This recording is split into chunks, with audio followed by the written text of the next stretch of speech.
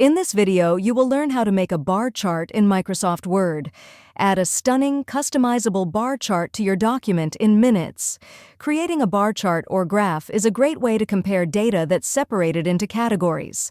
Microsoft Word makes it easy to create many types of graphs using their chart tool. We'll show you how to insert a chart into your Microsoft Word document and use it to illustrate your own data. Click the Insert tab. It's at the top of Word. Click Chart on the toolbar. Select the bar option. You'll see it in the left panel. You can select any of the bar charts in the right panel to choose that type of chart. Double-click the bar chart format you want. Replace and edit your chart with your own data. Select different chart elements to view options in the Format panel. You can change the colors of the chart by clicking Change Colors on the Chart Design tab.